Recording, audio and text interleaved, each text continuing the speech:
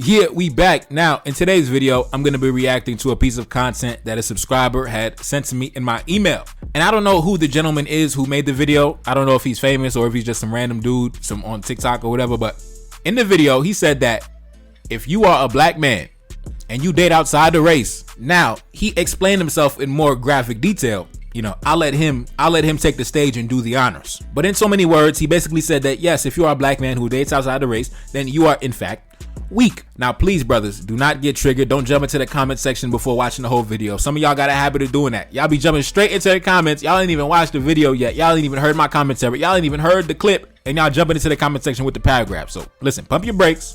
As you know, I'm going to play the video, and then I'm going to come back with my commentary. Let's go.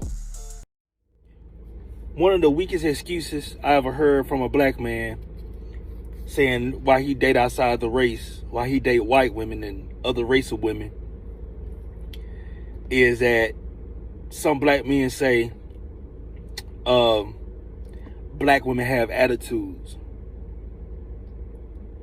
Man, that's the weakest excuse I ever heard in my life, man.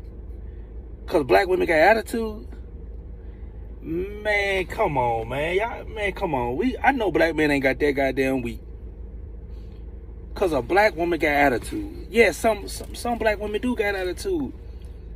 But that ain't the reason you date outside your race. You date outside your race cause you a coon. Cause you like white women. You don't want nothing black. Man, y'all gotta stop with that, man. Y'all gotta quit making that thing a scapegoat for why you want to date outside the race. Cause black women have attitude. Man, get up out of here, man. And another stupid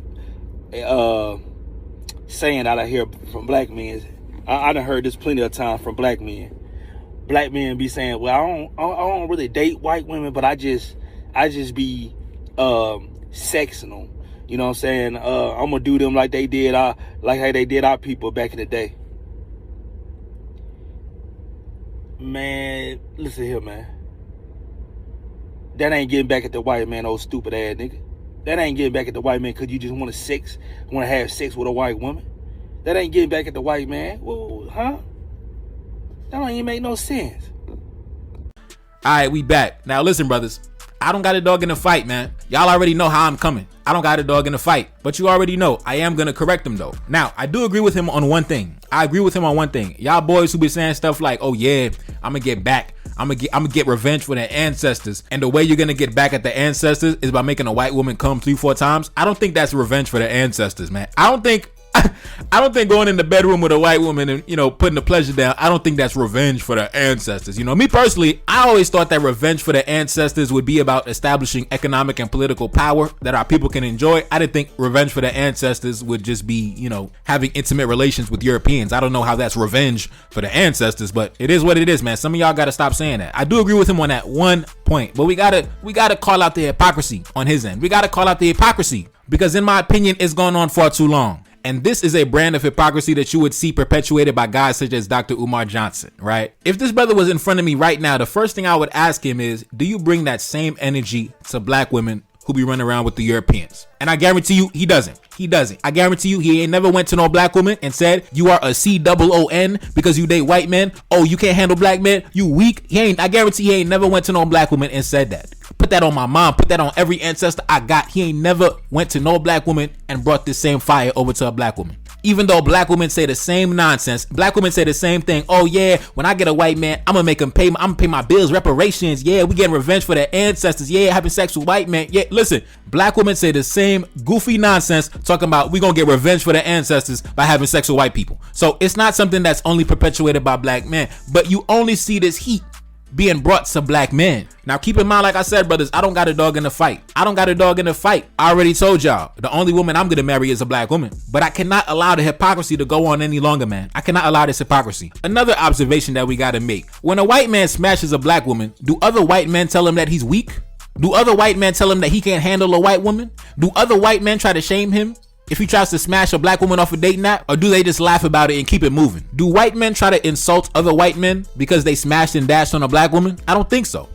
So I don't understand why black men have this habit of doing that. Like, are y'all trying to make it seem like, are y'all trying to virtue signal for the women? Are y'all trying to make it seem like Like, I don't understand, like, what's the objective here? Because when I look around, black men are the only race of men who operates in this way. For every other group of men, if you have relations with women outside of your race, it's simply seen as a sexual conquest. It's not seen as a point of weakness. It's not seen as a point of shame. It's just seen as, hey, it is what it is. And the reason for that is because throughout history, that's always been what it was. A man dealing with a woman from outside the race throughout history was always seen as a conquest. It was never seen as a weakness. In fact, it was seen as a symbol of power depending on how that conquest was achieved. And also for a man to be desired by multiple groups of women, that in itself is an achievement. And throughout history, the woman has always followed the man. So that's why it was always seen through a different lens when a woman would deal with a man from outside the race, because she would be pledging allegiance to that man's culture and worldview. She would be pledging allegiance to that man's community. And that's why white men do not shame other white men if they go smash a black woman or if they go deal with a black woman, because they know that that black woman is going to pledge allegiance to the white community. They understand that that white man is still the man within the context of the relationship. And you'll never hear a white man being called a sellout if he deals with a black woman. And you'll never hear a black woman being called a COON for dealing with a white man. You'll never see a black woman be called weak, talking about, oh, you can't handle the black man's attitude. You'll never see this shaming tactic against the white man and the black woman.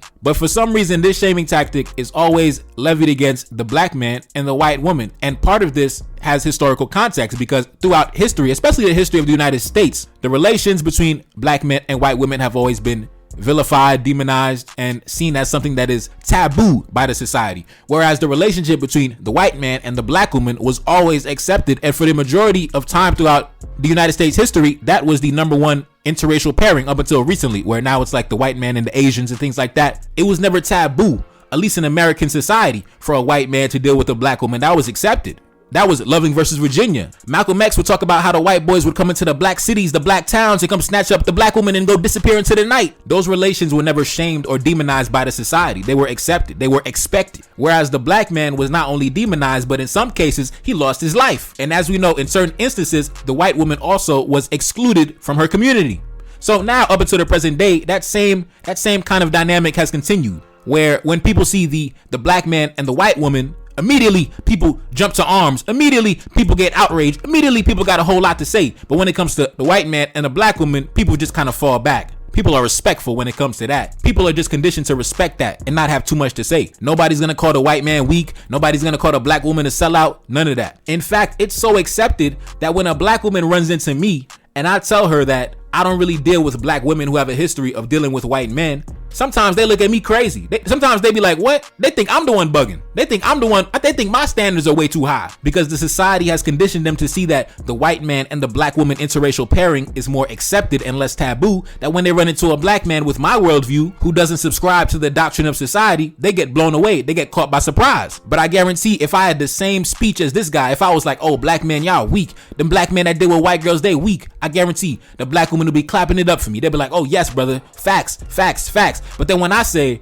I don't deal with black women who be dealing with white men, they look at me like, wow, why is that? Wait, why? What do you mean? I don't get it. Why? You know what I'm saying? They be blown away, bro. They be blown away. Like, you could tell they don't run into men like me often, because society has conditioned them to believe that the interracial pairing between a white man and a black woman is more socially acceptable than the interracial pairing between the black man and the white woman. But in summary, the brother is free to hold whatever opinion that he holds. It's a free country. But my only objection is that I hope that he maintains that same energy when it comes to different populations. I hope he goes to the white boys and tell the white boys, hey, you a weak sellout for leaving your white woman behind. You weak. You can't handle a white woman. I hope he goes to the black woman and tells her that she a sellout. As long as he goes to each demographic and maintains that same energy, I don't got a problem with anything he said. But something tells me that energy is only being sent in one single direction, and everybody else ain't getting no smoke. That's where I jump in and I gotta be like, stop the hypocrisy. Stop the hypocrisy. We're not tolerating the hypocrisy no more. And it's because of this hypocrisy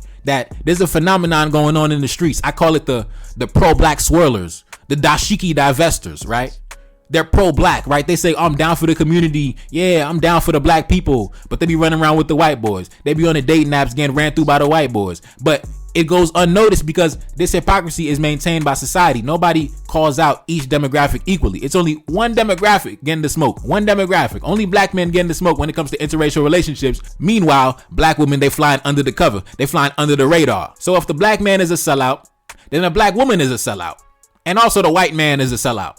And before we go, they always bring up this imaginary statistic. They say black men, they date out X amount of times more than anybody else. Correction. Black men marry out at a higher rate than black women. But when it comes to dating, when it comes to intimate relationships, when it comes to hooking up and having sex, nobody knows who is dating out more than the other one because nobody is registering that data with the government. I always say, when you meet a chick online, are you going to register that encounter with your local government official? Are you going to go to the mayor and be like, hey man, I just smashed this Spanish chick last night at 8 o'clock, man. Make sure you get that on the data. Is a black woman going to register on the government census that, oh yeah, I let a white boy smash last night?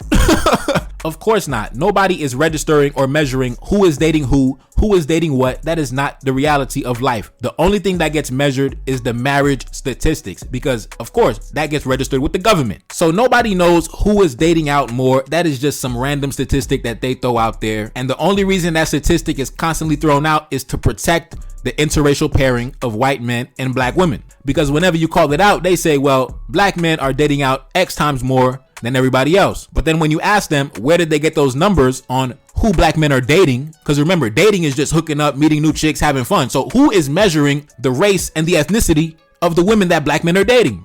Nobody is measuring that data. They're just throwing that out there because, like I said before, society is conditioned to accept the interracial pairing of white men and black women. And they're conditioned to demonize the interracial pairing of black men and white women. You'll see this done in many ways, right? They'll throw out the fake stats. Black men date out more. I've seen something else. They say, oh, the biracial children with the black mothers, they're more in tune with their culture because, oh, black women, they're going to pass down the black culture to the biracial children. So there's a whole bunch of nonsense they just be making up to protect that union between white men and black women, right? They'll never demonize it with the same venom and the same energy that they come after the black men with the white women. And in fact, I did a video a while back, one of my higher performing videos.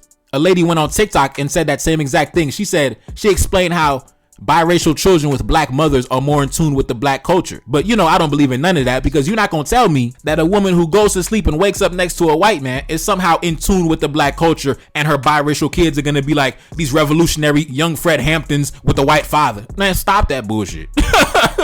Stop that bullshit. Like the hypocrisy, stop it. My thing is keep the energy on both sides. If y'all keep the energy on both sides, then I could let it rock. And I won't have to jump on YouTube to debunk your logic. So I want the brother to make two separate videos. One targeted at white men and the other targeted at black women. And then at that point, I can say, you know what? He's being fair. He's being honest. He's being objective. But until then, I just see him as another one of these dudes pushing a certain agenda and trying to virtue signal for the women in the comment section. Anyways, man, it's your boy Never Card That's Celine back in the building. Yes, indeed. Like, share, subscribe, Cash App in the description. And I'm gone. Peace. Reincarnated, I'm back in original fashion. I left on a horse and came back in that ass, and I left with abundance and came back to famine. We used to be pyramids, now we be rapping. Look how the mighty have fallen. Used to be running, now we be walking. When you be cooning, that's when they applauded. Selling your soul, your sons and your daughter. Gotta come up in this shit, they stuck in the mix. Really, my heart it be breaking. That's why I'm stacking that paper and handle my business. Pass it down in generation. Talking about money and power and building a nation. That's a deadly combination. Never be watching the TV, they pushing agendas, falsifying information. Know they got malice intentions. Step in the room and I'm feeling the tension. Enemy watching, he blocking my vision. Pay for the check cause I need my redemption. Building my kingdom, I need it protected. Ready for war like a young Money Congo. Never decided the team is the motto. Up in the crib and I'm whipping up waffles. Up in the crib and I'm smoking gelato. I'm chilling, I'm taking my pain and make it ambition. I'm blessed by the gods, but I ain't religious. I came for the power, they came for the bitch. They making no hourly wage, I got business. This shit is an art and they could never be taught. Selling my soul, I can never be bought. Play with my money, I see you ain't caught. Run to the check and I do it for sport. Babylon falling, I go to the source. Packing my luggage and go overseas. Shorty be with me and she so elite. Shorty be chocolate, I'm calling her Hershey. Secret intelligence probably gon' murk me. Don't fuck with brands cause nigga I'm Haitian. Say the wrong shit and you're smacking their faces.